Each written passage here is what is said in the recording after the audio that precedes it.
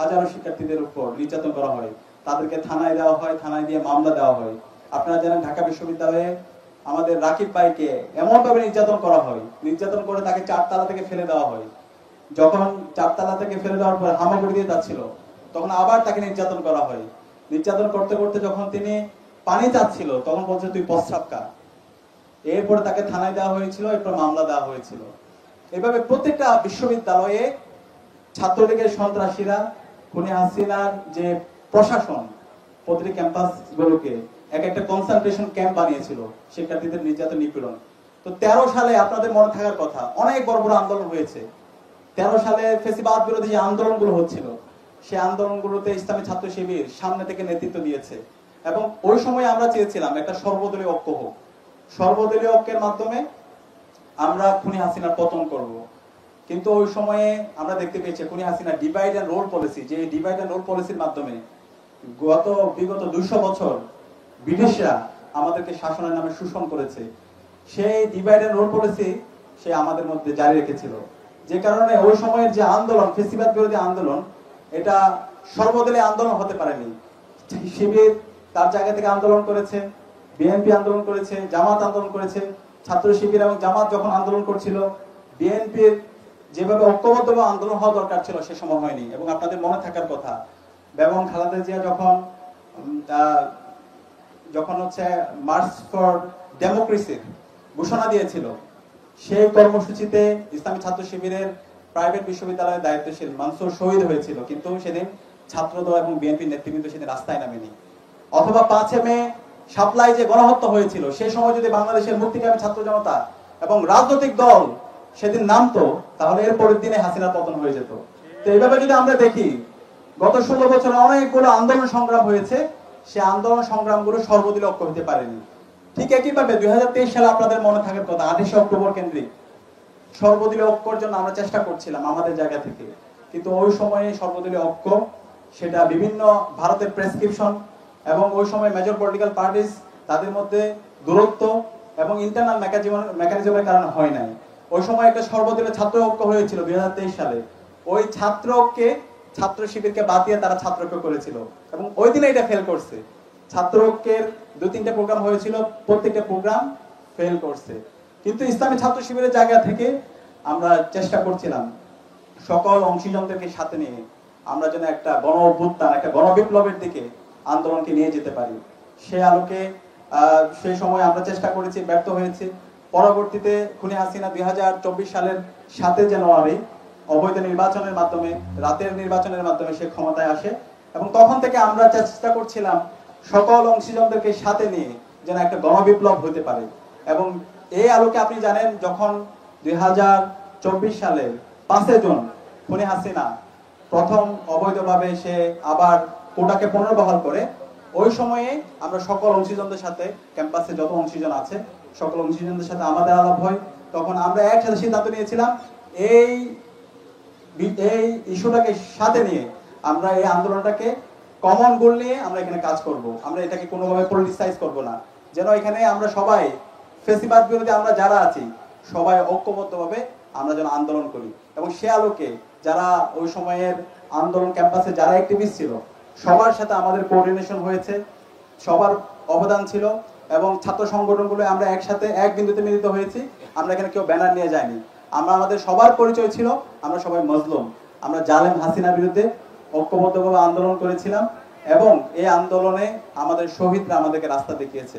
এবং সবচেয়ে crucial time যখন ছিল, শুরু থেকে নীতি নির্ধারণ এবং মাঠ পর্যায়ের সমন্বয়ের সাথে আমরা যুক্ত ছিলাম, অন্যান্য ছাত্র সংগঠন যুক্ত ছিল এবং এখানকার শিক্ষার্থীরা, সাধারণ শিক্ষার্থীরা স্বতঃস্ফূর্তভাবে আন্দোলনে সম্পৃক্ত হয়েছে। এবং খুনি হাসিনা যখন ইন্টারনেট ব্ল্যাক আউট করে দেয় এবং কারফিউ জারি করে, তখন এই দেশের মুক্তিকামী ছাত্র জনতা তার রাস্তায় নেমে পড়ে। তখন যাত্রাবাড়িতে কোল মাদ্রাসার আমার যারা শিক্ষার্থীরা আছে, আলেম ওলামা যারা আছে, তারা রাস্তায় নেমে গিয়েছিল। উত্তরায় আমাদের মুক্তিকামী ছাত্র জনতা রাস্তায় নেমে গিয়েছিল। সাভারে শ্রমিকরা রাস্তায় নেমে গিয়েছিল। এভাবে সারা দেশের মুক্তিকামী ছাত্র জনতা তারা খুনি হাসিনার বিরুদ্ধে, আজাদির লক্ষ্যে, ভারতীয় আধিপত্যবাদের বিরুদ্ধে ঐক্যবদ্ধভাবে আন্দোলন নেমেছিল।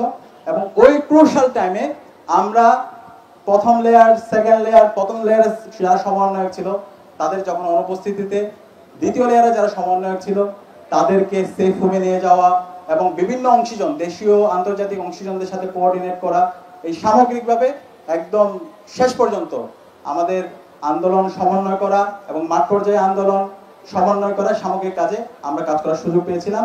এবং এই পুরো বিপ্লবে আমাদের শহীদরা আমাদেরকে রাস্তা দেখিয়েছে।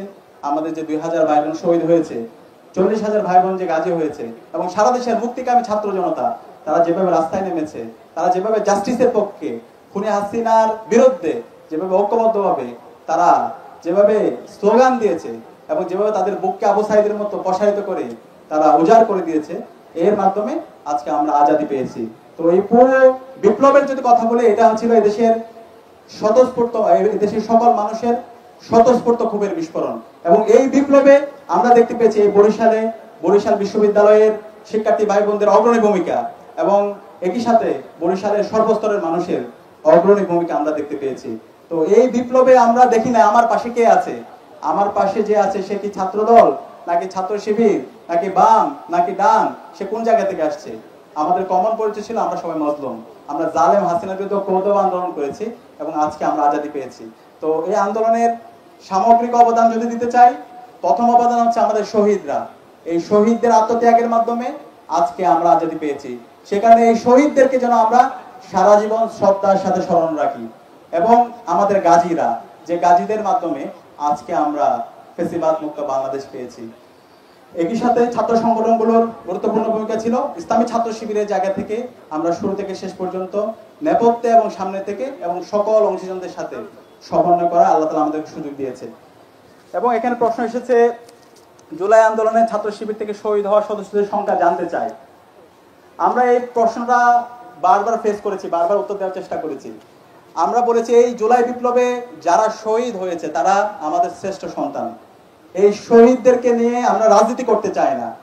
শহীদরা যখন রাস্তায় নেমেছে তখন সে তার পরিচয় নিয়ে যায় না। কেউ কি শিবিরের ব্যানার নিয়ে এখানে গেছে, কেউ কেউ ছাত্র দলের ব্যানার নিয়ে গেছে, অথবা কেউ কি কোনো দলের ব্যানার নিয়ে গেছে। সবাই কমন গোল নিয়ে গেছে, সবাই বৈষম্যহীন ইনসাফ ভিত্তিক বাংলাদেশ বিনির্মাণ করার জন্য গেছে।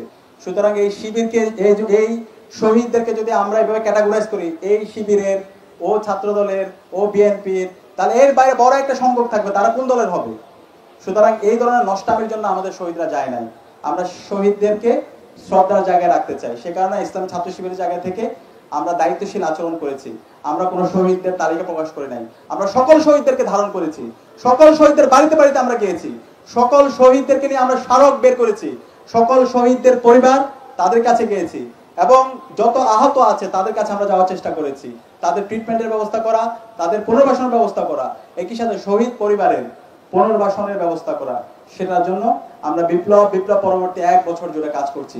সুতরাং আমাদের অনুরোধ থাকবে, অন্যান্য যারা রাজনৈতিক দল আছে, ছাত্র সংগঠন আছে, আমরা শহীদদেরকে নিয়ে এভাবে যেন আমরা বিভাজন না করি।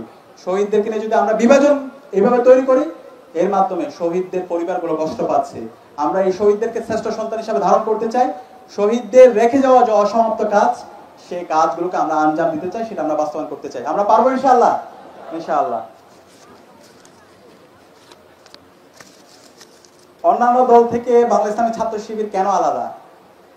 আচ্ছা, ইসলামী ছাত্র শিবির যদি আপনি আমাদের লক্ষ্য উদ্দেশ্য দেখেন, লক্ষ্য উদ্দেশ্যের মধ্যে আমাদের আলাদা কেন এটা সেটা বলা আছে। আমাদের ভীষণ যদি দেখেন, সেখানে আলাদাটা আপনি খুঁজে পাবেন। ইসলামী ছাত্র শিবিরের লক্ষ্য উদ্দেশ্য হচ্ছে আল্লাহ প্রদত্ত, মানে হচ্ছে কোরআন, রাসূল সাল্লাল্লাহু আলাইহি ওয়াসাল্লাম প্রদর্শিত বিধান, মানে হচ্ছে কি হাদিস, কোরআন এবং হাদিসের বিধান অনুযায়ী মানুষের সার্বিক জীবনের পুনর্বিন্যাস সাধন করে আল্লাহর সন্তুষ্টি অর্জন করা। ইসলামী ছাত্র শিবির আমরা যারা করি, এখানে কোনো ব্যক্তির অথবা কোনো বস্তুর আদর্শ প্রচার করি না। আমাদের মূল উদ্দেশ্য হচ্ছে আল্লাহর সার্বভৌমত্ব ঘোষণা করা, আল্লাহর এই জমিনে আল্লাহর এই দিনকে বিজয় করার জন্য আমৃত্য লড়াই চালিয়ে যাওয়া, এই জমিনে খিলাফাত, আমানাত এবং মুসাওয়াত, জাস্টিস এনশিওর করা, সেটার জন্য ইসলামী ছাত্র শিবির কাজ করছি। এবং বলবো নাকি আজান, ইসলামী ছাত্র শিবিরের আমাদের গঠনতন্ত্রের মধ্যে খুব চমৎকার ভাবে ভূমিকাতেই বলা আছে। এবং ইসলামী ছাত্র শিবির কি করতে চাই? সৎ, দক্ষ, আদর্শ দেশপ্রেমিক নাগরিক তৈরি করতে চাই। বাংলাদেশের স্বাধীনতা পরবর্তী আমাদের এই জায়গায় সবচেয়ে বেশি অভাব। আমাদের এই দেশে আমরা সৎ, দক্ষ, আদর্শ দেশপ্রেমিক নাগরিক তৈরি করতে পারিনি, যে কারণে আমরা যে মুক্তির জন্য আন্দোলন করেছি, সে মুক্তি আমাদের আসে নাই। বারবার আমরা প্রতারিত হয়েছি, আমাদেরকে প্রতারিত করেছে। তো একটা যদি প্রজন্ম তৈরি করতে চাই সৎ ও আদর্শ দেশপ্রেমিক, যারা আগামীর বাংলাদেশের নেতৃত্ব দিবে, যারা অনেস্টি এবং ইন্টিগ্রিটির সাথে যারা দেশ পরিচালনা করবে, সেই দেশ পরিচালনা করার জন্য ইসলামী ছাত্র শিবির প্রজন্ম তৈরি করে। এবং এই প্রজন্ম সবসময় সত্যকে সত্য বলবে, মিথ্যাকে মিথ্যা বলবে, সবসময় সত্যের পক্ষে থাকবে, কারো লেজুর ভিত্তি করবে না। ইসলামী ছাত্র শিবির কারো লেজুর ভিত্তি করে না, যে অন্যায় করবে সেটার প্রতিবাদ করবে। আমরা দেখতে পাই আমাদের এই সমাজে যত সংগঠন আছে, কেউ কার্ল মার্কসের কথা বলে, কেউ লেনিনের কথা বলে, কেউ মিশেল ফুকোর কথা বলে, কেউ ডায়ালেকট্রিক্যাল মেটেরিয়ালিজমের কথা বলে, কেউ এই বাদ সেই বাদ, কিন্তু আমরা কোনো ব্যক্তির পূজা করি না, কোনো দলের কোনো বর্গের চাপিয়ে দেওয়া কোনো কাজ করি না। আমরা সবসময় সত্যকে সত্য বলে, আমরা মিথ্যাকে মিথ্যা বলে ইনসাফের পক্ষে থাকি। বাংলাদেশপন্থী যে রাজনীতি বলে, সেই রাজনীতিতে ইসলামী ছাত্র শিবির তরুণ প্রজন্মের মধ্যে প্রতিষ্ঠার পর থেকে করে দেখিয়েছে। এবং ইসলামী ছাত্র শিবির কি করতে চাই, আমরা আমাদের এই দেশে রাজনীতি বলতে যেটা বুঝি, রাজনীতি মানে হচ্ছে এই দখল করা, জোর জবরদস্তি এবং হচ্ছে ফাও খাওয়া, চাঁদাবাজি, টেন্ডারবাজি, খুন খারাপি, একজন আরেকজনের ক্ষতি করা, সেটাই বুঝি। কিন্তু ইসলামী ছাত্র শিবির আমাদের প্রজন্মকে তাদেরকে হিউম্যান রিসোর্স হিসেবে ডেভেলপ করার জন্য প্রতিষ্ঠার পর থেকে কাজ করে আসছে। আপনি একজন শিক্ষার্থী হিসাবে আপনাকে প্রস্তুত করা, আপনাকে আর্থিক এবং আধ্যাত্মিক উন্নয়ন করা, আপনার ইনফ্লুয়েন্সিয়াল ক্যারিয়ার এবং ইনফ্লুয়েন্সিয়াল ক্যারেক্টার দুইটার সমন্বয় করা, এবং আপনাকে আপনার ভেতরে একটা চেতনা ঢুকিয়ে দেওয়া, যার মাধ্যমে আপনি সত্যকে সত্য বলতে শিখবেন, সাদাকে সাদা বলতে শিখবেন, কালোকে কালো বলতে শিখবেন। সেই ধরনের একটা চেতনা, সেই ধরনের একটা বোঝ তৈরি করে দেওয়া হচ্ছে ইসলামী ছাত্র শিবিরের উদ্দেশ্য। এবং সেই জন্য ইসলামী ছাত্র শিবির তার প্রতিষ্ঠা লগ্ন থেকে কাজ করে আসছে। এবং শিবিরের সমৃদ্ধ একটা সিলেবাস আছে, শিবিরের কাঠামো আছে। সেই কাঠামোতে আপনারা দেখেন, আপনাদের একটা রিপোর্ট বই দেওয়া হয় যারা শিবির, আমরা শিবির যারা করতে চাই। রেগুলার আপনাকে একটা ব্যালেন্স লাইফ লিড করতে হবে, আপনাকে রেগুলার কোরআন হাদিস অধ্যয়ন করতে হবে, আপনাকে সমসাময়িক সাহিত্য অধ্যয়ন করতে হবে, আপনাকে 5 ওয়াক্ত নামাজ জামাতে আদায় করতে হবে, এর বাইরে আপনাকে সামাজিক কাজ করতে হবে, পত্রপত্রিকা পড়তে হবে, দাওয়াতি কাজ, সাংগঠনিক কাজ। একজন মুসলমান হিসেবে আপনার যে দায়িত্ব, সে দায়িত্বটা পালন করতে হবে। তো এবং একই সাথে আপনাকে রাজনৈতিক সচেতন হিসেবে আপনাকে গড়ে তুলবে। তো এই যে রাজনীতি এবং হচ্ছে আপনার একাডেমিয়া, দুইটার মধ্যে সমন্বয়, এবং আপনার এক ইনফ্লুয়েন্সিয়াল ক্যারিয়ার এবং ইনফ্লুয়েন্সিয়াল ক্যারেক্টার, দুইটার সমন্বয়, এবং আপনাকে দুনিয়ার বুকে একজন জান্নাতি মানুষ হিসেবে তৈরি করা, যেন আপনি দুনিয়ায় আপনার সত্যকে সত্য বলতে পারেন, আপনাকে নিজেকে আগামীর জন্য প্রস্তুত করতে পারেন, সেই ধরনের একজন মানুষ হিসেবে তৈরি করা ইসলামী ছাত্র শিবিরের লক্ষ্য। এখন এখানে কোনো ব্যক্তিগত মতবাদ অথবা কোনো জড়বাদী মতবাদ সেই প্রতিষ্ঠা ইসলামী ছাত্র শিবির করে না। তো ইসলামী ছাত্র শিবির প্রতিষ্ঠার পর থেকে এই ধরনের একটা প্রজন্ম তৈরি করে আসছে, সেই প্রজন্মই আগামীর বাংলাদেশের নেতৃত্ব দেবে ইনশাআল্লাহ। এবং ইসলামী ছাত্র শিবির এই জায়গায় আপনি দেখতে পাবেন অন্য ছাত্র সংগঠনগুলো তারা তাদের জড়বাদী বস্তুবাদী এই মতবাদগুলো তারা প্রচার করতে থাকে, কিন্তু ইসলামী ছাত্র শিবির আপনাকে আগামীর জন্য প্রস্তুত করা, নৈতিকতা সম্পন্ন হিসেবে তৈরি করা এবং হেরার আলোয় আপনাকে উদ্ভাসিত করার জন্য আপনাকে প্রস্তুত করবে। শিবিরকে মানুষ কেন ভয় পায়? এটা অনেক লম্বা আনসার করে ফেলতেছি, মনে হয় শেষ করতে পারবো না। আচ্ছা, শিবিরকে মানুষ কেন ভয় পায়? আপনারা এখানে ভয় পান কে? একটু হাত তোলেন তো। আচ্ছা, কেউ ভয় পান না। আচ্ছা দেখেন, শিবিরকে খুনি হাসিনা তার দোসররা বিগত 16 বছরে দানব আকারে হাজির করছে। শিবিরের বিরুদ্ধে তো কোনো অপবাদ দেওয়া যায় না। মানে শিবির যারা করে, এই যে আপনাদের সভাপতি আমিনুল ভাই, তারা দেখে কি মনে হয় হে চান্দাবাজি করছে টেম্পো স্ট্যান্ডে গিয়া? অথবা তারে দেখে কি মনে হয় কোনো কারো উপর জুলুম করছে? অথবা আপনাদের কাছে কোনো প্রমাণ আছে কারো উপর জুলুম করছে, কোনো অন্যায় করছে, কারো হক নষ্ট করছে, অথবা হচ্ছে কোনো নারী গঠিত কোনো তার বিরুদ্ধে অভিযোগ আছে? তো আমরা যখন দেখি বাংলাদেশের যত ছাত্র সংগঠন, অন্যান্য গ্রুপের ছাত্র সংগঠন, মানে তাদের বিরুদ্ধে এই ধরনের অভিযোগ, নৈতিক অধপতনমূলক বিভিন্ন ধরনের অভিযোগ থাকে। কিন্তু ইসলামী ছাত্র শিবিরের তৃণমূল থেকে কেন্দ্র পর্যন্ত আল্লাহর রহমতে আমাদের জনশক্তির বিরুদ্ধে এই ধরনের কোনো অভিযোগ, চাঁদাবাজি, টেন্ডারবাজি, খুন খারাপি, গুম, এই ধরনের কোনো আমরা অ্যাক্টিভিটি দেখতে পাই না। সুতরাং এই শিবিরকে তো একটু দানব আকারে, যেহেতু শিবির বিরুদ্ধে এই নেগেটিভ জিনিসগুলো নাই, শিবিরকে তো এখন একটু দানব আকারে দেখাইতে হবে, একটু ভয়ঙ্কর আতঙ্ক। তো খুনি হাসিনা গত 16 বছর দেখলে হচ্ছে তার জন্য সবচেয়ে থ্রেট কে? তার জন্য সবচেয়ে থ্রেট হচ্ছে ইসলামী ছাত্র শিবির। কারণ ইসলামী ছাত্র শিবির তার এই আধিপত্যবাদের বিরুদ্ধে, আগ্রাসনের বিরুদ্ধে সে কথা বলবে। ইসলামী ছাত্র শিবির অন্যায়কে অন্যায় বলবে। সুতরাং তার থ্রেট হচ্ছে ইসলামী ছাত্র শিবির। ইসলামী ছাত্র শিবিরকে দমন নিপীড়ন করার জন্য, জাস্টিফাই করার জন্য শিবিরকে সে ডিহিউম্যানাইজ করেছে, বিভিন্ন ধরনের সে ফ্রেমিং করেছে, এবং এই ফ্রেমিং এ তাকে সহযোগিতা করেছে কালচারাল ফেসিস্টরা। যে কালচারাল ফেসিস্টরা 2006 সালের 28 ফেব্রুয়ারি দিনে দুপুরে মানুষ পিটিয়ে হত্যার পর নৃত্য করেছিল ছাত্রমৈত্রীর সভাপতি বাপ্পাদিত্যরা। এরাই এই শিবিরকে বিভিন্নভাবে ফ্রেমিং করা, বিভিন্নভাবে যে রক কাটা, তারপরে হচ্ছে যে বিভিন্নভাবে ফ্রেমিং দানবাকের হাজির করা, ভয়ঙ্কর হিসাবে দেখানোর তারা চেষ্টা করেছিল। কিন্তু এই দেশের ছাত্র জনতা খুনে হাসিনা এবং কালচারাল ফেসিস্টদের যে ফ্রেমিং, এই সকল ফ্রেমিংকে তারা ভেঙে দিয়েছে। এবং জুলাই বিপ্লব পরবর্তী 1 বছর জুড়ে শিক্ষার্থী বান্ধব, ছাত্র বান্ধব সকল কাজের সাথে ইসলামী ছাত্র শিবির জড়িত থাকার মাধ্যমে তাদের প্রমাণ করেছে এই দেশের স্বাধীনতা, সার্বভৌমত্ব, অখণ্ডতার জন্য এবং আগামীর বাংলাদেশের জন্য ইসলামী ছাত্র শিবির সবচেয়ে বেশি অগ্রণী ভূমিকা রাখছে, এবং ইসলামী ছাত্র শিবির সেই অবস্থায় প্রস্তুত আছে। এবং জুলাই বিপ্লবে সবচেয়ে ক্রুশাল টাইম যখন ছিল, সেই সময়ে ইন্টারনেট ব্ল্যাক আউট যখন ছিল, কারফিউ জারি ছিল, ইসলামী ছাত্র শিবির সকল অংশীজনদেরকে সাথে নিয়ে আন্দোলন সমন্বয় করা এবং নীতি নির্ধারণ করা, সকল অংশীজনদেরকে একসাথে নিয়ে আন্দোলন শেষ পর্যন্ত সফলতার ধারপ্রান্তে নিয়ে যাওয়া, সে কাজটা ইসলামী ছাত্র শিবির করেছে।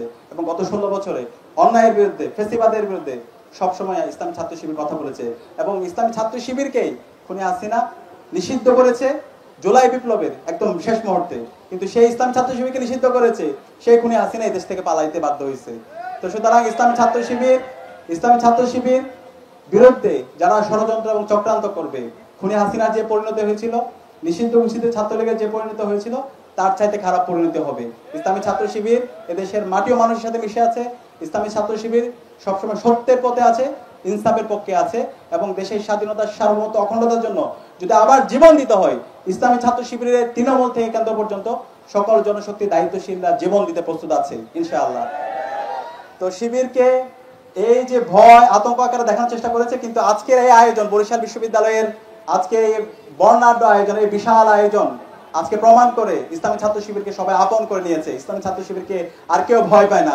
এবং আপনারা যদি রিসেন্টলি চারটা ছাত্র সংসদ নির্বাচন দেখেন, ঢাকা বিশ্ববিদ্যালয় কেন্দ্রীয় ছাত্র সংসদ ডাকসু, চাকসু, রাকসু এবং জাকসু, সেই 4টা নির্বাচনে শিক্ষার্থীদের ম্যান্ডেট পেয়ে ইসলামী ছাত্র শিবির সারা বাংলাদেশের শিক্ষার্থীদের প্রতিনিধিত্ব করছে।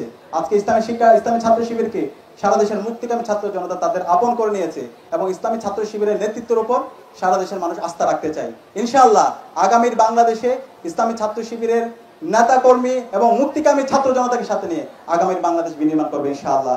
এখানে কোনো ধরনের ফ্রেমিং, ট্যাগিং, ফেসিবাদী যে বয়ান, দিল্লির যে বয়ান, হাসিনার যে বয়ান, বাকশালী যে ক্যাসেট, সেগুলো এখন আর চলবে না ইনশাআল্লাহ। আপনারা কি একমত আছেন? ইনশাআল্লাহ। বাংলাদেশ ইসলামী ছাত্র শিবির একটি বড় দল, কিন্তু তাও তাদের দলে বিশৃঙ্খলা সৃষ্টি হয় না। কিভাবে এত বড় দলে তারা কন্ট্রোল করে? আচ্ছা, আমরা এখানে যারা সংগঠন করি, আমরা এখানে কোনো ব্যক্তিগত স্বার্থ অথবা দলীয় স্বার্থের জন্য আমরা এখানে সংগঠন করি না। আমরা বলেছি আমরা এখানে সংগঠন করি শুধুমাত্র আল্লাহর সন্তুষ্টির জন্য। আল্লাহর এই জমিনে আল্লাহর দিনকে আমরা বাস্তবায়ন করতে চাই, আমরা ইনসাফ কায়েম করতে চাই। অন্যান্য ছাত্র সংগঠন তাদের ব্যক্তিগত স্বার্থ থাকে। কেউ সভাপতি হওয়ার আগে সে টাকা দিয়ে তার পোস্ট পদবি নেয়, অমুক ভাইয়ের পিছনে সে মিছিল দেয়, তখন অমুক ভাই তাকে পদ দেয় না, এরপর দিন থেকে তার পেছনে ককটেল বিস্ফোরণ করে। ঠিক আছে, আমরা দেখতে পাই না? ঠিক আছে, কিন্তু ইসলামী ছাত্র শিবিরের আমাদের গঠনতন্ত্রে বলা আছে, আপনারা একটু শিবিরের গঠনতন্ত্রটা একটু পড়বেন, 34 নম্বর ধারায় বলা আছে, ছাত্র শিবিরে যদি কেউ নেতা হতে চায় তাহলে তাদের পদের প্রতি লোভ থাকা যাবে না। কেউ যদি পদের প্রতি কারো লোভ থাকে, সে ডিসকোয়ালিফাইড। আমি কি বুঝাইতে পারছি? পদের প্রতি কারো লোভ থাকা যাবে না, যেটা আমরা অন্যান্য দলে দেখতে পাই, পদের প্রতি লোভ। ঠিক আছে, পদের প্রতি লোভের জন্য একজন আরেকজনকে খুন করে ফেলে। আমরা একটা দলকে দেখতে পাই না 1 বছর জুড়ে শুধুমাত্র নিজেদের অন্তঃকোণ ক্ষমতার জন্য 170+ মানুষকে মেরে ফেলছে, তাদের নিজেদেরই। তো যাদের হাতে নিজেদের দলের মানুষরা নিরাপদ না, তাদের হাতে দেশ কিভাবে নিরাপদ হবে? তো ইসলাম ছাত্র শিবির প্রতিষ্ঠার পর থেকে ৭৭ সাল থেকে আজ পর্যন্ত কেউ বলতে পারবে না ইসলামী ছাত্র শিবিরের অন্তঃকোণ দলে একজন ভাইও আহত হয়েছে, নিহত তো দূরে থাক। এই ধরনের সুশৃঙ্খল সংগঠন ইসলামী ছাত্র শিবির প্রতিষ্ঠার পর থেকে সেটা তার কথা এবং কাজের মাধ্যমে দেখিয়েছে। এবং ইসলামী ছাত্র শিবির এই শৃঙ্খলা কিয়ামত অবধি, ইসলাম ছাত্র শিবির যতদিন থাকবে ততদিন এইভাবে শৃঙ্খলা অবস্থায় থাকবে। এবং আমরা বলে থাকি ইন্নাল্লাহা ইউহিব্বুল্লাযিনা ইউকাতিলুনা ফি সাবিলিহি সাফফান কাআন্নাহুম বুনিয়ানুম মারসুস। সূরা সাফের মধ্যে আল্লাহ তাআলা বলেছেন, নিশ্চয় আল্লাহ তাআলা ওই সমস্ত লোকদেরকে ভালোবাসেন যাদের মধ্যে বুনিয়ানুম মারসুস, যারা হচ্ছে খুবই সাফফান, সুশৃঙ্খল, এবং যাদের মধ্যে ভ্রাতৃত্ববোধটা হচ্ছে বুনিয়ানুম মারসুস, শিহেদালা প্রাচীরের নাই। মাওলানা মওদুদির একটা বই আছে, ইসলামী আন্দোলন সাফল্য শর্তাবলী, আপনারা যদি পারেন বইটা একটু পড়তে পারেন। ওইখানে তিনি বলেছেন মানে যারা ইসলাম একামতে দিনের কাজ করে তাদের অনেক হতাশার বিষয় থাকতে পারে, অপ্রাপ্তির বিষয় থাকতে পারে, কিন্তু তাদের হতাশা যাই থাকুক দুইটা বিষয় নিয়ে তারা সবসময় গর্ব করে। দুইটা শক্তি তাদের সবচেয়ে বেশি স্ট্রং। এর মধ্যে একটা হচ্ছে তাদের চারিত্রিক শক্তি, তাদের চরিত্র নিয়ে কেউ কখনো কোয়েশ্চেন করতে পারে না। আর একটা হচ্ছে তাদের ঐক্যের শক্তি, তাদের ঐক্য নিয়ে কেউ কখনো কোয়েশ্চেন করতে পারে না। এবং যে জাতির চারিত্রিকভাবে যাদের দৃঢ়তা থাকবে, যারা ঐক্যের দৃঢ়তা থাকবে, সেই জাতি কখনো কারো কাছে মাথা নত করবে না। সুতরাং আমাদের এই জাতির চারিত্রিক শক্তি এবং ঐক্যের শক্তি বিনির্মাণ করার জন্য আমাদের কালেকটিভ কাজ করা দরকার। এবং এই জুলাই বিপ্লবের পরে আজকে আমাদের সেই ঐতিহাসিক সুযোগ এসেছে। ইসলামী ছাত্র শিবির যে আদর্শ লালন করে, সেই আদর্শটাকে আজকে সারা দেশের ছাত্র সমাজের মাঝে আমরা যদি ছড়িয়ে দিতে পারি, তাহলে আমরা শহীদদের আকাঙ্ক্ষার আলোকে আমরা বৈষম্যহীন একটা ইনসাফ ভিত্তিক বাংলাদেশ বিনির্মাণ করতে পারবো। পারবো তো ইনশাআল্লাহ? আপনারা কি একমত আমার সাথে? ইনশাআল্লাহ। বরিশাল বিশ্ববিদ্যালয়ে ইসলামী ছাত্রী সংস্থার কোনো শাখা আছে? আচ্ছা, ছাত্রী সংস্থা তো অবশ্যই শাখা থাকবে। ছাত্রী সংস্থা এখানে যদি নেত্রীরা থাকতো তাহলে বলতে পারতো। ছাত্র শিবির এবং ছাত্রী সংস্থা আলাদা সংগঠন, তো ছাত্রী সংস্থার অবশ্যই থাকবে এবং আপনাদেরকে নিয়ে বিভিন্ন ধরনের ছাত্রী বোন যারা আছে তাদেরকে নিয়ে বিভিন্ন ধরনের আয়োজন থাকবে ইনশাআল্লাহ। কাছাকাছি প্রশ্ন, এটা শিবির প্রতিষ্ঠার লক্ষ্য উদ্দেশ্য কি ছিল, বর্তমানে সেই সব লক্ষ্যের উপর ইস্তেকামত আছে কিনা, তো সেটা আপনারা দেখতে পাচ্ছেন। ঢাকা বিশ্ববিদ্যালয়ের শিক্ষার্থীদের জন্য অনেক কিছু করছেন নির্বাচিত হওয়ার আগে এবং পরে, কিন্তু বরিশাল বিশ্ববিদ্যালয়ে এমন বড় উদ্যোগ দেখছি না। বরিশাল বিশ্ববিদ্যালয়ের জন্য আপনাদের বড় উদ্যোগ বাজেট থাকবে নাকি প্রান্তিক ভার্সিটি হিসাবে অবহেলিত থাকবে? আর যদি বড় উদ্যোগ থাকে তা কি কি নেবেন? আচ্ছা, এখানে বরিশাল বিশ্ববিদ্যালয়ের দায়িত্বশীলরা আছে। আজকের যে আয়োজন সেটা প্রমাণ করে এই ধরনের আয়োজন অব্যাহত থাকবে ইনশাআল্লাহ। এবং একই সাথে বরিশাল বিশ্ববিদ্যালয়ে এখনো ফেসিবাদের দোসররা থেকে গেছে। আপনাদের কাছে আমি বলতে চাই, খুনি হাসিনা এবং তার দোসররা, ফেসিবাদের দোসররা যেখানে আছে তাদের বিরুদ্ধে ব্যবস্থা গ্রহণ করতে হবে। আপনাদের সাথে ঢাকা বিশ্ববিদ্যালয় কেন্দ্রীয় ছাত্র সংসদ ডাকসু সংহতি প্রকাশ করছে। সকল জুলুমের বিরুদ্ধে, অন্যায়ের বিরুদ্ধে, যারা ফেসিবাদ বিশ্ববিদ্যালয়ের মধ্যে কায়েম করেছিল তাদের বিরুদ্ধে ঐক্যবদ্ধভাবে আন্দোলন করতে হবে এবং এই সকল ফেসিবাদের দোসরদেরকে অপসারণ করতে হবে। আপনারা কি একমত আছেন? ইনশাআল্লাহ। এবং আচ্ছা, আর বরিশাল বিশ্ববিদ্যালয়ের অবকাঠামোগত জায়গা এবং হচ্ছে বাজেট কেন্দ্রিক স্বল্পতা, বিভিন্ন ক্রাইসিস আপনারা ফেস করছেন। আমরা আপনাদেরকে অনুরোধ করবো আপনারা ঐক্যবদ্ধভাবে আপনাদের যে সংকটগুলো আছে, আপনাদের বাজেটের যে সংকট এবং অবকাঠামোগত যে ক্রাইসিসগুলো আছে সেগুলো নিয়ে আপনারা সম্মিলিত আন্দোলন করবেন। আপনাদের পাশে ঢাকা বিশ্ববিদ্যালয় কেন্দ্রীয় ছাত্র সংসদ ডাকসু থাকবে ইনশাআল্লাহ। আমরা আপনাদেরকে সাথে নিয়ে শিক্ষা মন্ত্রণালয়ে যাব। আপনাদের যে ন্যায্য দাবি আছে সেই ন্যায্য দাবিগুলো আদায় করে আমরা ছাড়বো ইনশাআল্লাহ। আমরা অনুরোধ করব ইসলাম ছাত্র শিবির সহ সকল ছাত্র সংগঠন মিলে আপনারা একটা ঐক্যবদ্ধ জোট গঠন করবেন এবং এর মাধ্যমে সমস্যাগুলো আইডেন্টিফাই করে বাজেটের যে স্বল্পতা এই সব কিছু নিয়ে আমাদের একসাথে বসে আমরা ইনশাআল্লাহ সরকারের কাছে আমরা উত্থাপন করব এবং আমরা প্রত্যেক ন্যায্য দাবি আমরা আদায় করে ছাড়বো ইনশাআল্লাহ। শিবির যে রক কাটে ব্যাপারটা কতটুকু সত্য, এই ব্যাপারে আপনার অপিনিয়ন চাচ্ছে। আচ্ছা, এখানে যারা আছেন আপনারা কেউ কি দেখছেন কখনো শিবির রক কাটছে? কেউ দেখলে একটা হাত তোলেন। এটা হচ্ছে ওই যে একজন আরেকজন শুনছে, এর বাইরে আর কিছুই না, অপবাদ। সুতরাং এই ধরনের অপবাদ এই প্রজন্ম বিশ্বাস করে না। শিক্ষার্থী এক কোরআন এই প্রকল্প হঠাৎ কেন এত বছর বাস্তবায়ন করা উচিত হলো কেন না, হলো না কেন? আচ্ছা, গত 16 বছরে ইসলামী ছাত্র শিবির প্রতিটি ক্যাম্পাসে আমাদেরকে হত্যা করা বৈধ ছিল। আমরা ডিহিউম্যানাইজ অবস্থায় ছিলাম। শুধু শিবির সন্দেহে আবরার ফাহাদকে সারা রাত নির্যাতন করে তাকে হত্যা করা হয়েছিল। যখন আবরার ফাহাদকে শহীদ করা হয় তার পরিবারকে বলতে বাধ্য করা হয়েছে আমার ছেলে শিবির করে না। তাহলে শিবির করলে কি তাকে মেরে ফেলা বৈধ? বিশ্বজিৎ দাসকে আপনারা জানেন, তার মুখে একটু দাড়ি আছে, সেই কারণে তাকে শিবির সন্দেহে দিনে দুপুরে তাকে কুপিয়ে হত্যা করা হয়েছিল। এভাবে প্রতিটি ক্যাম্পাসে জাস্ট শিবির সন্দেহে নামাজ পড়ার কারণে হাজার শিক্ষার্থীদেরকে নির্যাতন করা হয়েছে। সুতরাং ওই সময়ে ঘোষণা দিয়ে ক্যাম্পাসে এই ধরনের প্রোগ্রাম করার উপযোগী কোনো ব্যবস্থা ছিল না। এবং আপনারা জানেন 2023 সালে 24 সালে ঢাকা বিশ্ববিদ্যালয়ে আমরা বটতলায় কোরআন পাঠের আসর করেছিলাম। সে আসর যারা আয়োজন করেছিল ওই সমস্ত শিক্ষার্থীদেরকে শোকজ দেওয়া হয়েছিল, ডিপার্টমেন্টকে শোকজ দেওয়া হয়েছিল। প্রোডাক্টিভ রমাদান শীর্ষক একটা আমরা সেমিনার আয়োজন করেছিলাম ঢাকা বিশ্ববিদ্যালয়ের আমাদের হচ্ছে অ্যানেক্সের মসজিদে। সেই প্রোডাক্টিভ রমাদান সেমিনারে ছাত্রলীগের সন্ত্রাসীরা তারা হামলা করে এবং রোজাদারদেরকে রক্তাক্ত করেছিল।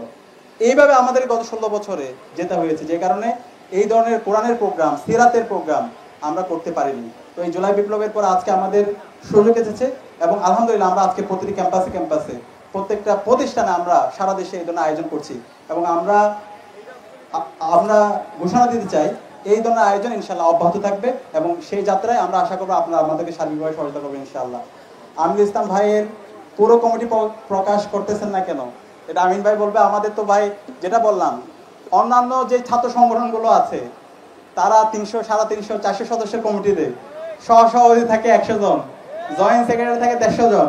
ভাই এই ধরনের রাজনীতি ছাত্র শিবির করে না। ছাত্র শিবিরের নেতা থাকে কম, কর্মী থাকে বেশি এবং আমাদের ওই যে গঠনতন্ত্রে বলা আছে পদের প্রতি অভিন্নতা এবং আমরা সব টিম আকারে কোঅর্ডিনেশন করে থাকি।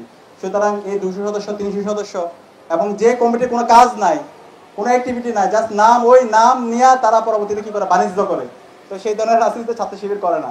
ছাত্র শিবির আমাদের নেতা থাকে কম, সুতরাং আমাদের যেই কমিটি আছে সেটা অলরেডি আপনাদেরকে দেওয়া হয়েছে। এরপরে আমাদের যে কর্মী আজকে যে আয়োজন যে বাস্তবায়ন করতেছে আপনারা সবাইকে দেখতেছেন। তো এই ধরনের ইসলামী ছাত্র শিবিরের স্ট্রাকচার এবং এটাই আমরা বাংলাদেশের ছাত্র রাজনীতি এবং সারা বিশ্বের ছাত্র রাজনীতিতে ইসলামী ছাত্র শিবির একটা মডেল স্থাপন করেছে কিভাবে একটা আইডিয়াল ছাত্র রাজনীতি হওয়া দরকার। ছাত্র শিবির নতুন প্রজন্মকে ইসলামী আদর্শে যুক্ত করার পরিকল্পনা কি? ছাত্রদল নিষিদ্ধ না হলেও ছাত্র শিবির কেন নিষিদ্ধ ছিল এটা অলরেডি আমরা আনসার দিয়েছি। কারণ ছাত্র শিবিরকেই খুনি হাসিনা থ্রেট মনে করতো, সুতরাং ছাত্র শিবিরকে সেটি ইউনাইজ করেছে, বাকি সবাইকে অ্যাক্সেস দিয়েছে, সবার অফিস তারা করতে পারছে, ক্যাম্পাসে আসতে পারছে, কিন্তু ছাত্র শিবিরের সন্দেহ হলে তাকে মেরে ফেলছে এবং এদেশের মিডিয়া, সিভিল সোসাইটি, বুদ্ধিজীবীরা এটা বৈধতা দিছে। সুতরাং এই যে যারা গত 16 বছরে ফেসিবাদ কায়েমে হাসিনাকে সহযোগিতা করেছিল, সেই কালচারাল ফেসিস যে শাহবাগের মাধ্যমে বাংলাদেশে ফেসিবাদ কায়েম হয়েছিল, এই শাহবাগের দোসরদেরকে এই স্বাধীন বাংলাদেশে বিচারের আওতায় নিয়ে আসতে হবে। আজকে আমাদের কষ্ট লাগে, আমাদের বন্ধুপ্রতিমরা তারা শত্রু এবং মিত্র আইডেন্টিফাই করতে ভুলে যাচ্ছে। যারা খালেদা জিয়াকে এতিমের টাকা আত্মসাৎকারী হিসাবে যারা ফ্রেমিং করেছিল, শহীদ জিয়াকে মিলিটারি রুলার হিসাবে দেখিয়েছিল এবং তারেক জিয়াকে বিভিন্নভাবে নেগেটিভ ফ্রেমিং করেছিল, আজকে তাদের বুদ্ধিতে সেই দল চলতেছে। এটা তাদের জন্য লজ্জার বিষয়। আমরা আশা করব এই যে শত্রু এবং মিত্র তারা চিনতে শিখবে। শত্রু এবং মিত্র যদি না চিনে তাহলে তারা আরো বড় ফেল মারবে এবং পরবর্তীতে এই ফেল মারলে আফসোস করা ছাড়া আর কোনো কিছু করা থাকবে না। আমরা বরিশাল বিশ্ববিদ্যালয় এবং মুক্তিকামী ছাত্র জনতার পক্ষ থেকে অনুরোধ থাকবে রাজনৈতিক দলগুলো তাদের জন্য মেজর রিফর্ম করে এবং তারা যে আগের কায়দায় রাজনীতি করে সেই রাজনীতি থেকে তারা বেরিয়ে আসবে। আজকের প্রোগ্রামকে অনেক স্বার্থ সংশ্লিষ্ট লোক দেখানো, এটাকে আপনি কোন যুক্তি দিয়ে খণ্ডন করবেন? আচ্ছা, এই ধরনের সেলিব্রেশনগুলো আমাদের হওয়া দরকার, ঠিক আছে? এটাকে লোক দেখানো হিসেবে আমরা বলতে পারি না। আমাদের এই কালচারাল রিলেভেন্ট না থাকার কারণে কিন্তু এই কালচারাল ফেসিসরা তারা এই কালচারটাকে দখল করে আছে। সুতরাং আমরা যে বলতেছি সুস্থ সংস্কৃতির বিকাশ, সেই বিকাশের জন্য আমাদের এই ধরনের আয়োজনগুলো এবং সুস্থ সংস্কৃতির যত দিক আছে সেগুলো জাতির সাথে সামনে নিয়ে আসতে হবে। না হলে সেই কালচারাল ফেসিবাদ এবং সেই হচ্ছে দিল্লির যে কালচার সেটা আমাদের উপর চাপিয়ে দেওয়া হবে। ইসলামের যে চমৎকার হেরিটেজ আছে, কালচার আছে, সেটা আমাদের কাছে রিলেভেন্ট হবে না। তো এই ধরনের আয়োজন, এটা লোক দেখানো না, এটা সেলিব্রেশনের বিষয়। এটা আমরা লোক দেখানোর জন্য করতেছি না, আমাদের নিয়ত পরিশুদ্ধ। আমরা এই কোরআনের মেসেজটা পুরো সমাজের মধ্যে দিতে চাই। কোরআনের আলোকে আমাদের সমাজকে আমরা পরিচালনা করতে চাই, যেটা আল্লাহ রাসূল ইসলাম আমাদেরকে শিক্ষা দিয়ে গিয়েছেন। একই প্রশ্ন,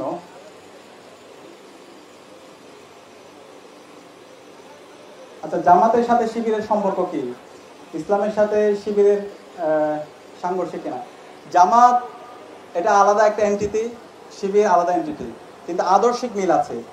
আদর্শিকভাবে জামাত যে একামতে দিনের কাজ করে, শিবির একামতে দিনের। আমরা ইসলাম যে একটা সার্বভৌমত্ব, ইসলাম যে একটা পরিপূর্ণ জীবন ব্যবস্থা, আল্লাহর এই জমিনে আল্লাহর দিনকে কায়েম করা, সেটা আমরা করতে চাই। সুতরাং এখানে দুজনের আদর্শিক মিল আছে, কিন্তু কোনো ধরনের ইন্টারফারেন্স এখানে নাই। ইসলামী ছাত্র শিবির স্বাধীনভাবে তারা সব সিদ্ধান্ত নিয়ে থাকে। ইসলামী ছাত্র শিবিরের নেতা নির্বাচন থেকে শুরু করে সামগ্রিক কাজ স্বাধীনভাবে শিক্ষার্থীদের যে আকাঙ্ক্ষা, তাদের যে প্রত্যাশা, সে আলোকে ইসলামী ছাত্র শিবির করে থাকে। আর এর বাইরে আদর্শিকভাবে আমাদের গোল এক, আমাদের চিন্তা এক।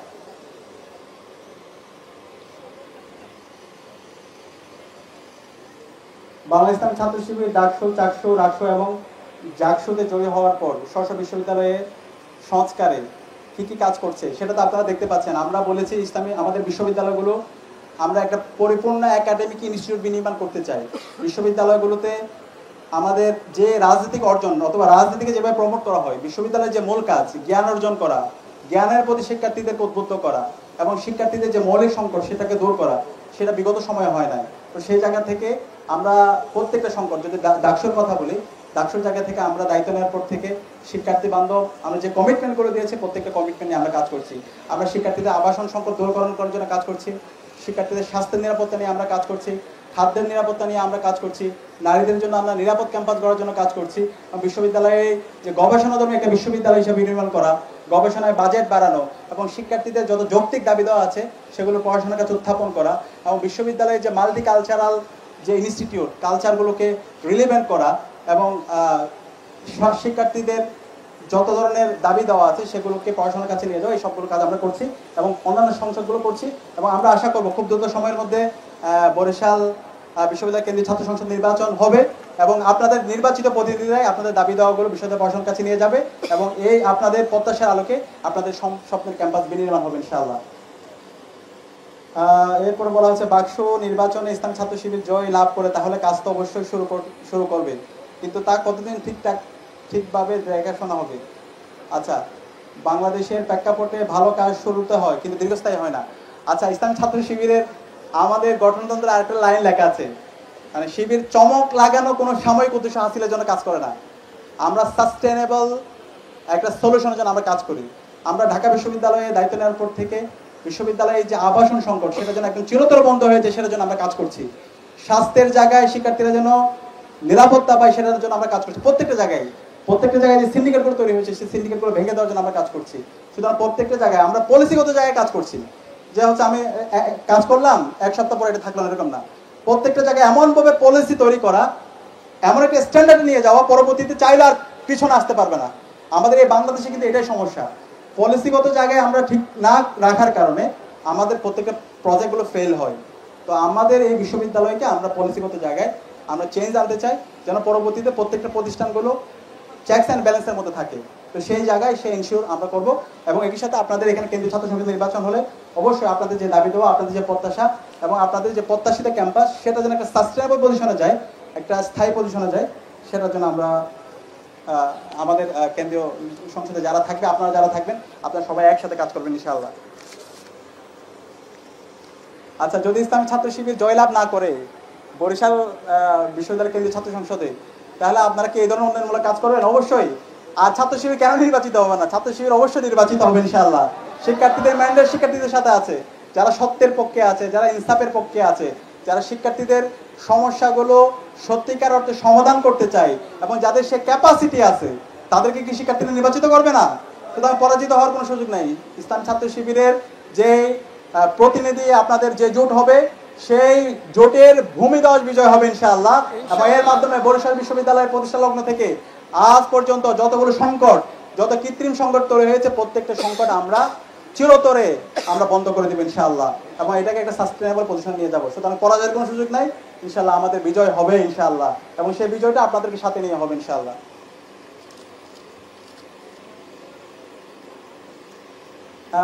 এক শিক্ষার্থী এক কোরআন অনুষ্ঠান আয়োজন করা হয়েছে, তেমনি আমাদের দেশে তৃণমূল পর্যায়ে অনেক শিক্ষা প্রতিষ্ঠান আছে, সেখানে কোরআন বিতরণের জন্য এই ধরনের আয়োজন করা হবে কিনা? অবশ্যই করা হবে ইনশাআল্লাহ, সেটা আমাদের টার্গেট আছে। আমাদের টার্গেট হচ্ছে বাংলাদেশের প্রতিটি ছাত্রের কাছে, প্রতিটি শিক্ষার্থীর কাছে আমরা কোরআন পৌঁছে দেব এবং জ্ঞান আমল নৈতিকতায় সমৃদ্ধ করে আমাদের এই সমাজকে হেরার আলোয়, কোরআনের আলোয় আমরা উদ্ভাসিত করবো ইনশাআল্লাহ।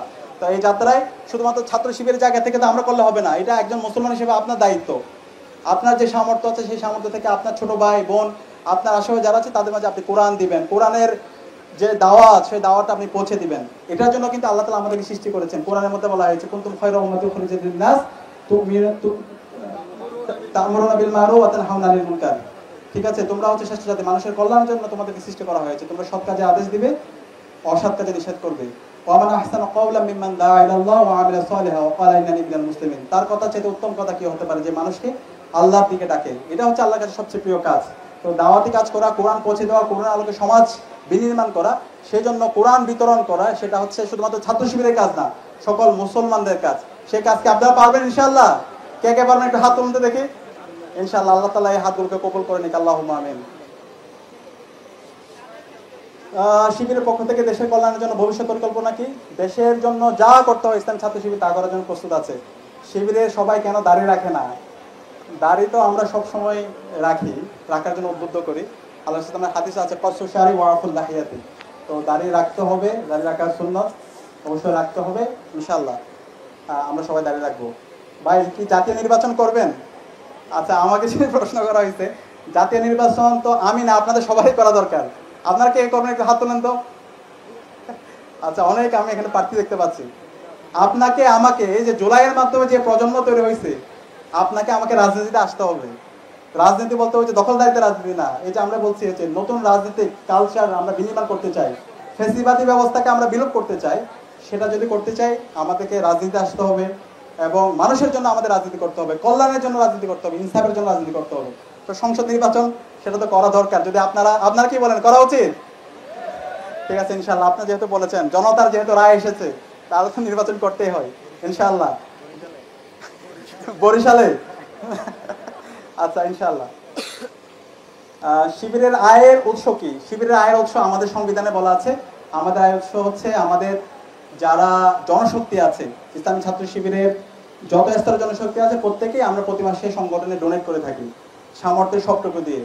এরপরে হচ্ছে আমাদের শুভাকাঙ্ক্ষী আছে, যারা অ্যালামনাই আছে দেশের বাইরে, ইসলামী ছাত্র শিবিরের প্রতিষ্ঠালগ্ন থেকে আজ পর্যন্ত যারা আমাদের অ্যালামনাই আছে, তারা আমাদের প্রতি মাসে এককালীন তারা আমাদের কন্ট্রিবিউট করে থাকে। এর পাশাপাশি আমাদের সমৃদ্ধ প্রকাশনা আছে। ইসলামী ছাত্র শিবিরের প্রায় 200 আইটেমের বেশি আমাদের প্রকাশনা আছে এবং সব ধরনের সিরিজ এখানে আছে। তো ওইখান থেকে আমাদের প্রতি মাসে আয় হয়। আমাদের সাহিত্য আছে, প্রতি মাসে আমাদের প্রায় 12 থেকে 13টা ম্যাগাজিন বের হয়, সেই ম্যাগাজিন থেকে আমাদের আয় হয়। তো এইভাবে আমাদের ইসলাম ছাত্র শিবির পরিচালিত হয় এবং ইসলাম ছাত্র শিবিরের এই পরিচালনা সবকিছুর অডিট হয়, খুবই ট্রান্সপারেন্ট ওয়েতে ইসলাম ছাত্র শিবির পরিচালিত হয়।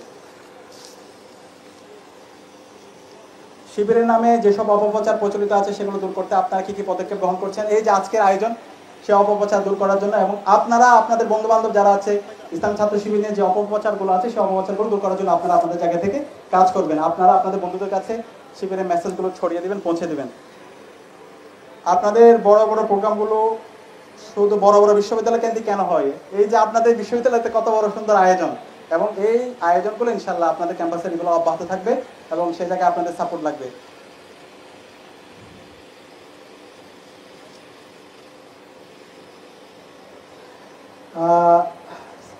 ডাকসুতে জয়ের দিন বাসা থেকে বের হওয়ার সময় আপনার আম্মার বলা কথাটি কি ছিল? আচ্ছা, ডাকসু নির্বাচনের দিন সকালবেলা নামাজ পড়ে বের হয়েছি এবং বাড়িতে ফোন দিয়েছে, আব্বু আম্মুর কাছে দোয়া চেয়েছি এবং আব্বু আম্মু দোয়া করেছে এবং বলেছে বিজয় আসবে ইনশাআল্লাহ, এবং আল্লাহ তাআলা আমাকে বিজয় দিয়ে দিয়েছে আলহামদুলিল্লাহ। কাছাকাছি প্রশ্ন সব। ইদানিং বড় বড় রাজনৈতিক দলগুলো অন্তর্বর্তীকালীন সরকারকে ব্যর্থ বলে সমালোচনা করছেন, কিন্তু এই সরকার তো জনগণের সরকার, রাজনৈতিক দলগুলো এই সরকারের প্রধান শক্তি। তাহলে সরকারের এই ব্যর্থতার কি রাজনৈতিক দলগুলোর উদ্দেশ্য প্রণোদিত নয়? আপনার বক্তব্য কি? আচ্ছা, অন্তর্বর্তীকালীন সরকার শহীদদের রক্তের উপর গঠিত হয়েছে এবং এই জুলাই বিপ্লবে শহীদদের যে আকাঙ্ক্ষা, সে আলোকে একটা বৈষম্যহীন ইনসাফিতে বাংলাদেশ বিনির্মাণ করার উদ্দেশ্য ছিল। অন্তর্বর্তীকালীন সরকারের 3টা জিনিস উদ্দেশ্য ছিল। একটা হচ্ছে খুনি হাসিনা যে গণহত্যা করেছে সেই গণহত্যার বিচার করা, দ্বিতীয়ত হচ্ছে এই ফ্যাসিবাদী ব্যবস্থাকে বিলোপ সাধন করা এবং একটা ফ্রি ফেয়ার ক্রেডিবল ইলেকশন আয়োজন করা। কিন্তু আজকে আমরা 1 বছর যদি পর্যালোচনা করি, এই গণহত্যার বিচার এখন পর্যন্ত অন্তর্বর্তীকালীন সরকার করতে পারেনি। এখন পর্যন্ত যে ফ্যাসিবাদী কাঠামো, ফ্যাসিবাদী ব্যবস্থা, সেটা বিলোপ হয় নাই। আপনারা রিসেন্টলি দেখতে পেয়েছেন ঐক্যমত্য কমিশনের যে জুলাই সনদের যে সংস্কার প্রস্তাবনা, মোট 87টা সংস্কার প্রস্তাবনা দেওয়া হয়েছে। আপনারা কি জানেন এই 87টা সংস্কার প্রস্তাবনার মধ্যে বাংলাদেশ জাতীয়তাবাদী দল বিএনপি তারা 19টা সংস্কার প্রস্তাবনায় নোট অফ ডিসেন্ট দিয়েছে, তারা আপত্তি জানাইছে। জামাত 6টা জায়গায় আপত্তি জানাইছে আর এনসিপি 1টি জায়গায় আপত্তি জানাইছে। বিএনপি যে 19টা জায়গায় তারা নোট অফ ডিসেন্ট দিছে, আপত্তি জানাইছে, প্রত্যেকটাই হলো এই যে খুনি হাসিনা গত 16 বছরে ফেসিস্ট যে কারণে হয়ে উঠছিল, যে প্রতিষ্ঠানের মাধ্যমে হয়ে উঠেছিল, এই প্রতিষ্ঠান এই ফেসিস্ট হওয়ার যে উপাদান, সেই উপাদানগুলো রেখে দেওয়ার পক্ষে তাদের ডিসেন্টিং ছিল। সুতরাং এই অবস্থা যদি ফেসিবাদী কাঠামো যদি আমরা রেখে দিই, যেমন আমাদের এই যে জুলাই বিপ্লব হলো, জুলাই বিপ্লবের একটা আন্দোলন শুরু হয়েছে অন্যায্য কোটা ব্যবস্থার বিরুদ্ধে, এবং এই যে আমাদের বিগত সময় আমরা দেখতে পেয়েছি ভাইবা থেকে শুরু করে প্রত্যেকটা জায়গায় ক্ষমতাসীন দল তারা ইন্টারফেয়ারেন্স করেছে সরকারি কর্ম কমিশনে, পিএসসিতে। একটা স্বাধীন পিএসসি গোটা এটা সবার দাবি, কিন্তু সে জায়গায় বিএনপি নোট অফ ডিসেন্ট দিয়েছে। এরপর হচ্ছে আপনার নেপালে নোট অফ ডিসেন্ট দিয়েছে, সরকার প্রধান এবং দলীয় প্রধান সেটা আলাদা হবে, এই জায়গায় নোট অফ ডিসেন্ট দিয়েছে। মেজর যে রিফর্মগুলো, রাষ্ট্র সংস্কারের যে মেজর রিফর্ম প্রত্যেক জায়গায় নোট অফ ডিসেন্ট দিচ্ছে।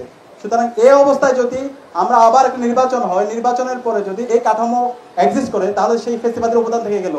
যেই নতুন বাংলাদেশ বিনির্মাণের জন্য শহীদরা জীবন দিল, তাহলে সেই ফেসিবাদী ব্যবস্থা আবার থেকে গেল। সুতরাং আমরা জুলাই প্রজন্ম বেঁচে থাকতে এটা আমরা হইতে দিব না। জুলাই সনদের যে বাস্তবায়ন, যেই জুলাই সনদের যে সংস্কার প্রস্তাবনাগুলো এসেছে, জনগণেই তারা গণভোটের মাধ্যমে তারা নির্ধারণ করবে। জনগণের এই গণভোটের মাধ্যমে আমাদের এই রিফর্মগুলো সম্পাদিত হবে। সুতরাং এক্ষেত্রে যদি কোনো রাজনৈতিক দল তারা এখানে আপত্তি জানায়, তারা ডিসেন্ট দেয়, তারা যদি এই সংস্কারের পথে বাধা হিসাবে দাঁড়াতে চায়, তাহলে ছাত্র জনতা তাদেরকে রুখে দেবে ইনশাআল্লাহ। আপনারা কি রুখে দেবেন ইনশাআল্লাহ? ইনশাআল্লাহ। আমরা অনুরোধ করব সকল রাজনৈতিক দলগুলোকে, এখনই সময় আমাদের এই দেশটাকে নতুনভাবে গড়ার। 54 বছরে তো আমরা কম রক্ত দিই। এই ঐতিহাসিক সুযোগ যদি আমরা ব্যর্থ হই, আমরা যদি আমাদের এই সংস্কার করতে না পারি, তাহলে আমাদের প্রজন্ম আমাদেরকে ক্ষমা করবে না। এই সাথে অন্তর্বর্তীকালীন সরকারকে অনুরোধ করবো, যে তিনটা দাবি, যে তিনটে বিষয় নিয়ে আপনারা সরকার গঠন করেছেন, খুনি হাসিনার বিচার, গণহত্যার বিচার এবং রাষ্ট্র সংস্কার এবং একটা ফ্রি ফেয়ার ক্রেডিবল ইলেকশন, এই তিনটা দাবি যদি, এই তিনটা জিনিস যদি আপনারা বাস্তবায়ন করতে না পারেন, তাহলে আপনাদেরকে এই জাতি ক্ষমা করবে না, আপনাদের প্রত্যেকের বিচারের কাঠগড়ায় দাঁড় করাবে। সুতরাং আমরা আশা করব অন্তর্বর্তীকালীন সরকার, রাজনৈতিক দল সবাই সর্বোচ্চ দায়িত্বশীলতার সাথে এই মেজর রিফর্ম এবং গণহত্যার বিচার এবং একটি সুস্থ নির্বাচনের জন্য সবাই ঐক্যবদ্ধভাবে কাজ করবে ইনশাআল্লাহ। সাদিক ভাই, আপনি অনেক ব্যস্ত মানুষ, পড়াশোনার সময় কিভাবে বের করেন? পড়াশোনার সময় সেটা আমাদেরকে বের করতে হবে। যতই ব্যস্ত থাকি আমাদেরকে রুটিন অনুযায়ী কাজ করতে হবে। যতই ব্যস্ত থাকেন আপনাকে রেগুলার আপনাদের পড়াশোনা করতে হবে। সেটা যদি আপনি সিরিয়াস হন তাহলে এটা সম্ভব। যদি আমি আমার কথা বলি, আমি ফার্স্ট ইয়ার থেকে চেষ্টা করতাম, বিশ্ববিদ্যালয়ে প্রথম বর্ষ থেকে যতই ব্যস্ত থাকি আমি রেগুলার পড়াশোনা, প্রতিদিনের পড়াশোনা প্রতিদিন শেষ করা। এবং যেখানে আলহামদুলিল্লাহ ওই সময়ে সাংগঠনিক কাজও আমি করেছি, ফার্স্ট সেমিস্টার আমি ডিপার্টমেন্টে ফার্স্টও হয়েছি। তো এটা সম্ভব, আপনি যদি সিরিয়াস হন এবং আল্লাহর সাথে সম্পর্কের জায়গাতে যদি আপনি শক্তিশালী হয়, দেখবেন যে আপনি প্রশান্তি পাবেন। আপনি 1 ঘন্টা পড়াশোনা করে 10 ঘন্টা পড়াশোনার বরকত পাবেন। তো সেখানে আপনাদেরকে অনুরোধ করবো, একটু প্রতিদিনের পড়াশোনা প্রতিদিন শেষ করা, রুটিন করা, পাশাপাশি আল্লাহর সাথে সম্পর্কের জায়গাটা শক্তিশালী করা। এই কাজগুলো যদি আপনি করতে পারেন, তাহলে ইনশাল্লাহ আপনার সবকিছুর মধ্যে একটা ব্যালেন্স লাইফ হবে এবং এটা আপনাকে অনেক কনফিডেন্ট করবে।